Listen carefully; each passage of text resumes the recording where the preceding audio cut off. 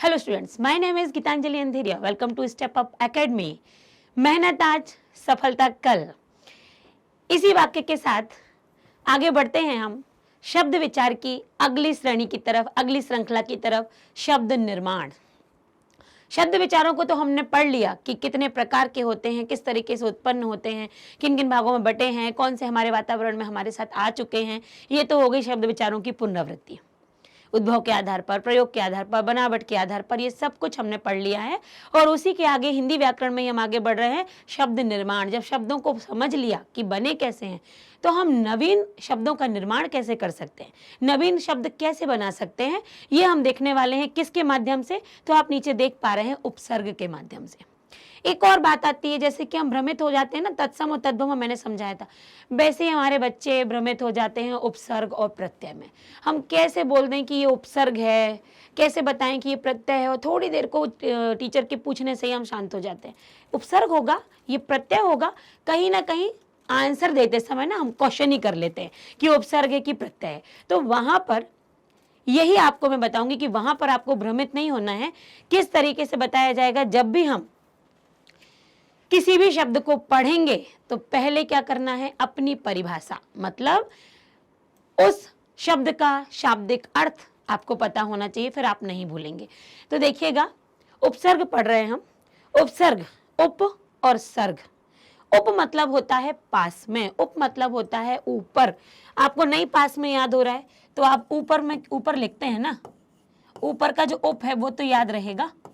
तो उप मतलब होता है आगे, उप मतलब होता है ऊपर, उप मतलब, अब आ जाते हैं व्याकरण की भाषा में, तो उप मतलब होता है पास में, आगे, पहले, ऊपर, और फिर एक और याद रख लेना, पास में।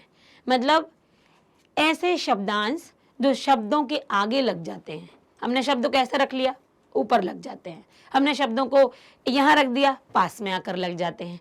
तो हुआ ना, हम अर्थ समझ गए कि ये उपसर्ग जो है उप अर्थात पास में, ऊपर या पहले, आप किसी भी तरीके से याद रखिए। बस याद रखिए कि उपसर्ग, और सर्ग मतलब होता है सृष्टि करना, सृजन करना, उत्पन्न करना।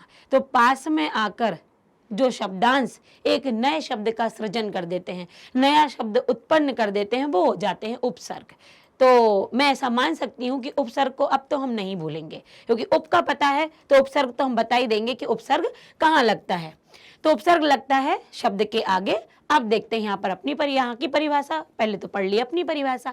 ऐसे शब्दांश जो किसी मूल शब्द में लगकर उसके अर्थ में परिवर्तन कर देते हैं।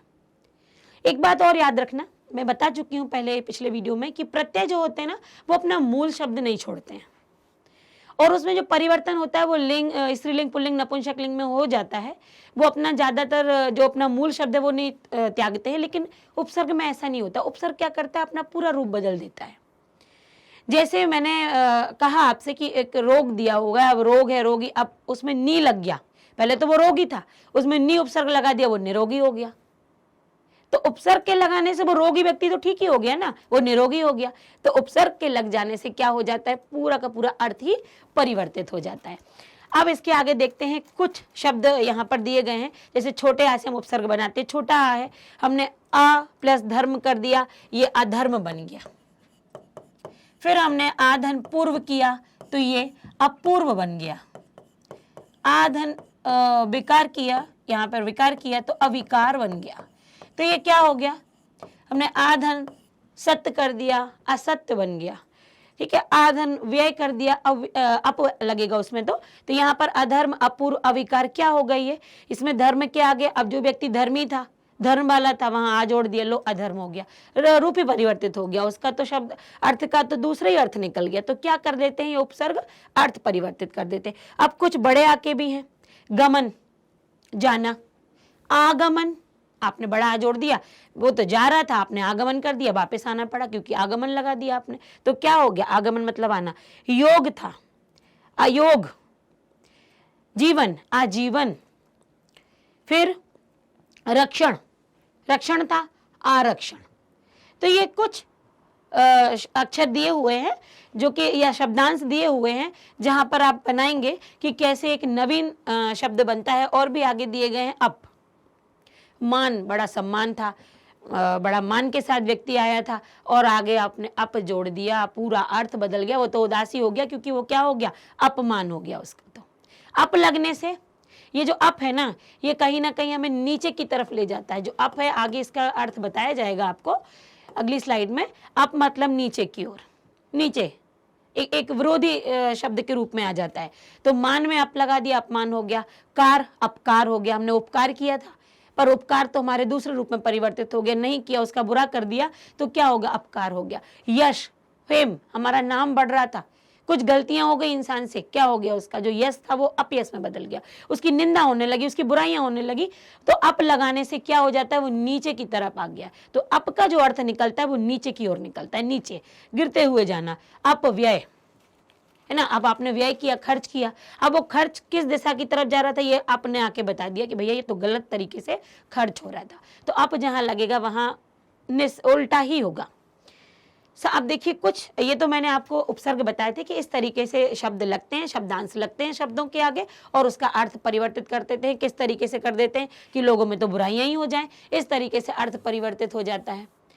अब आते हैं उपसर्ग के प्रकार। तो कितने प्रकार के होते हैं, संस्कृत के उपसर्ग होते हैं, हिंदी के उपसर्ग होते हैं, उर्दू के उपसर्ग होते हैं और कुछ संस्कृत के अव्यय होते हैं जो कि यहाँ पर उपसर्ग का काम करते हैं। हिंदी में लिखा हुआ है आपके सामने संस्कृत के उपसर्ग, हिंदी के, उर्दू के और संस्कृत के अव्यय। संस्कृत में जो उपसर्ग होते हैं उनकी संख्या होती है 22 उपसर्ग होते हैं और 22 के 22 आपको यहाँ पर स्लाइड में है आगे भी। अधि, और सारे के अर्थ भी दिए हैं। अधि ऊपर होता है, अभी सामने होता है, उभयता जो ये अभिता जो बना हुआ है शब्द, अभिता बना हुआ है, अभी से अभी मतलब सामने। अति, जब बहुत अत्यधिक मात्रा हो जाती, अति मतलब अधिकता। अब मतलब मैंने अभी बताया आपको, नीचे, आज नहीं के अर्थ में आ जाता है, अब नीचे आ जाता है, अनु पीछे, और ये सारे दिए। यदि आपने कार में अधि जोड़ दिया, अधिकार हो गया। नियम में अधि जोड़ दिया, अधिनियम हो गया। मान में अभिमान, मान भी एक अपमान था और ज्यादा आपको अपने किसी भी बात का, किसी भी अच्छी वस्तु का यदि घमंड हो गया तो वो अभिमान में चला गया। क्या हो गया, सारा काम बिगड़ गया, अभिमान हो गया, घमंड हो गया। अभियोग, अत्यंत, अति धन अंत। यहाँ पर आप देख सकते हैं, यदि आपने देखा है कि यण संधि यदि याद हो तो हम अति धन अंत, तो क्या हो जाता है, ये मिलके अत्यंत बन जाता है। अत्यधिक, अति धन अधिक, जब किसी भी वस्तु की अधिकता हो जाती है अत्यधिक हो जाता है। फिर अप से अभी अपन ने देखे ही थे, आगे आ से भी अधर्म अज्ञान। अवगुण, अच्छे गुण थे, अवकाश। अनु, अनु मतलब यहाँ पर है अनुकूल, अनुशासन, अनु मतलब होता है पीछे। और आगे उपसर्ग है नी, उत, परा, उप, दुर, दुस, निर, सु, इन सभी के अर्थ भी दिए हैं। निषेध, नी निषेध के लिए आता है यहाँ पर। उप जो है वो, उत जो है वो ऊंचे के लिए आता है। परा पीछे के लिए आता है, उप का पहले ही बताया उपसर्ग से पास में है। दुर बुरा है। निर मतलब अभाव हो जाता है, जैसे यहाँ पर दिया है निर्मल। फिर निरपराध, निरपराध बेकसूर है वो, है ना, उसका कोई गलती नहीं है। निरपराध, निधन अपराध, जो अपराध में कमी हो, मतलब वो व्यक्ति कैसा है, निरपराधी है। सु जहां लग जाता है ये शुभ के उसमें आता है, जैसे हम सूक्ति बोलते हैं, हम सुविचार बोलते हैं, विचार जो अच्छा हो, शुभ विचार, शुभ सुप्रभात, शुभ सुबह, है ना। तो ये शुभ जो होता है वो अच्छे के लिए, सुफल, सुपुत्र, सुयोग, बहुत सारे आते हैं। सम, स्वा, आ, प्रति, प्र, परि, समर्पित का भाव है। स्व मतलब होता है अपना, आ मतलब होता है सहित, जैसे आचरण, मतलब उसका जो व्यवहार है इसमें आचरण लगा दिया तो उसके जो व्यवहार था उसमें और अधिक समीपता आ गई लोगों में। आगमन, अपनी की ओर आना तो आगमन हो जाता है। प्रति मतलब होता है सामने, प्रतिकूलता, प्रतिक्षण। प्र अधिक की ओर आता है। परि मतलब होता है चारों ओर, परिता, संस्कृत के परिता से बना हुआ है परि। परि मतलब होता है चारों ओर और परिता मतलब भी होता है चारों ओर। परिणाम, परिक्रमा, परिक्रमा भी हम चारों ओर से लगाते हैं ना, और परिणाम भी हमारा चारों ओर से ही आता है, किस तरीके का आपने कार्य किया था। आप विद्यालय में परिणाम आजकल कई प्रकार से घोषित होते हैं, आप कक्षा में कैसे हैं, आपका कार्य कैसा है, आपकी लिखावट कैसी, तो सारा परिणाम मतलब वही हो गया ना, चारों ओर से फल की प्राप्ति होना। अब आगे हैं, और भी यहाँ पर आपको 20 दिए हैं, लेकिन ये पूरे 22 उपसर्गों में जाते हैं। हिंदी के उपसर्ग देखिए, हिंदी के उपसर्ग तो आप हिंदी ही पढ़ रहे हैं तो बहुत आसानी से याद हो जाते हैं। आ अभाव के लिए होता है, वहां भी अभाव के लिए था, जब भी आ जाता है वो दूसरे ही भाव में परिवर्तित हो जाता है, अपोजिट हो जाता है। अन भी अभाव के लिए है। अध मतलब आधा, अध पका, पका तो है पर वो आधा, आधा कच्चा आधा पक्का, तो अध पका। औ हीनता के में आता, अवघट, अवगुण, गुण है लेकिन अवगुण है, वो गुण गुणों में नहीं गिने जाते हैं, वो कमी है उसमें गुणों की। तो क्या है हीनता। कु मतलब बुरे के लिए, कुपुत्र, कुचक्र, कुयोग, कुज्ञान, जहां पर भी कु लगेगा, सु का विलोम होता है कु, सु जहां लगाएंगे वो हो जाएगा अच्छाई के लिए, कु जहां लगाएंगे वो हो जाएगा बुराई के लिए। चौ मतलब चार, चौराहा, चौमासा, चतुर्भुज, ये उसी में आते। दु मतलब होता है बुरा, दुबला, दुधारू। नि निषेध के लिए आता है, निडर, निहत्ता, निषेधी तो है जिसको डर ही नहीं है, निहत्ता है उसने जो लड़ाई करने तो चला लेकिन क्या है एक निषेध मना के लिए बोल रहा है, निहत्ता। भर जब पूरा भरा हो, कंप्लीट हो, पूरा हो, भरा हुआ हो, भरपूर, भरपेट। हम आगे जब भी कोई वस्तु पूरी भरी हो तो उसके आगे हम भर का इस्तेमाल करते हैं, भरा हुआ ग्लास, भर लगाया ना, तो ये भर क्या है, भरपूर, भरपेट। उन मतलब होता है कम, हम कहते हैं ना 19, 59, 39, तो ये क्या है जहां पर भी उन आता है वहां पर उन एक कम के लिए आता है। यहाँ पर ये संख्या के रूप में दिखाया आपको कि जब जब उन आएगा वहां पर एक की कमी होगी। 29 तो 30 में एक कम, 59 60 में एक कम, ये हो जाते उर्दू के। खुशी, अच्छा, खुशबू, खुशखबरी। गैर, गैर निषेध के लिए आ जाता, गैर हाजिर, उपस्थिति नहीं है, मना, गैर हाजिर है वो। तो क्या गैर हाजिर, गैर सरकारी, जो आपके शासकीय ना हो, सरकारी ना हो, गैर सरकारी जो कागजात होते हैं, गैर सरकारी काम होते हैं, तो क्या करते, निषेध ही तो है भैया, आपने सरकारी काम नहीं किया, आप गैर सरकारी कामों में हो, वो निषेध मना के लिए होता है। बे मतलब होता है बिना, बेईमान, जिसका ईमान ही ना हो, ईमान के बिना हो वो बेईमान है। जिसकी इज्जत ना हो या इज्जत घट जाए, बेइज्जत, अपमान कर दिया जाए। तो यहाँ पर अपमान वहां था, आप संस्कृत में ले रहे थे आपने, और लेकिन यहाँ पर जो अप का है वो किस में चला जाता है, बे में, बिना के लिए। ला यहाँ पर अभाव है, लावारिस, जिस भी संपत्ति का कोई वारिस ना हो वो लावारिस है, जिसका कोई उत्तराधिकारी ना हो वो लावारिस है। तो यहाँ पर ला क्या हो बता रहा है, अभाव बता रहा है कि इस संपत्ति का कोई वारिस नहीं है, ये संपत्ति लावारिस है, किसी के बिना है, किसी की कमी है यहाँ पर। तो यहाँ ला का अभाव में लापरवाह, जिसको परवाह ना हो। सर, वद, कम, हर, यहाँ पर देखते जाइए, सर, मुख, हम यहाँ से भी ले सकते हैं, हमारा सर, हमारे जो बॉडी, हमारा जो शरीर है, सबसे ऊपरी भाग जो मुख है, जिसके बिना हम कुछ नहीं। तो ये क्या है, सर मतलब मुख्य, सरदार, सरपंच, इनको बड़े आदर के साथ हम इनका नाम लेते। वध मतलब बुरा, हमें जैसे बद शब्द आता है ना, तो तुरंत ही दिमाग में बदनाम आ जाता है, जिसका नाम बदचलन आ जाता है, बदसूरत आ जाता है, मतलब जो कैसा हो, बुरा हो, वो बद में शामिल हो जाता है। कम, थोड़ा, हिंदी के ऐसे उपसर्ग, उर्दू के हैं ये, लेकिन ये कुछ कुछ हिंदी में हम इस्तेमाल करने लगे हैं। कम वक्त, थोड़ा है, हम बुरे के लिए बोल देते हैं। कम अक्ल, जिसमें अक्ल ही कम हो। एक और हम शब्द लेते हैं, अक्ल का दुश्मन, ये तो चला जाता है एक पूरे वाक्य में। कम अक्ल। हर मतलब होता प्रत्येक, हर साल, हर एक। तो यहाँ पर संस्कृत के अब वो अव्यय हैं जो हिंदी में उपसर्ग का काम करते हैं। संस्कृत में अव्यय अलम आता है, अलम मतलब बस, पर्याप्त, वही पर्याप्त है। अलंकार, अलंकृत, जो अलंकार सुंदर है, बस उतना ही। अधा नीचे की तरफ आता है संस्कृत में। अंतर, ये अंदर के लिए आता है। हिंदी में अंतर आप क्या करोगे, तुलनात्मक, लेकिन यहाँ संस्कृत का ये है तो अंतर संस्कृत में अंदर के लिए दिया जाता है।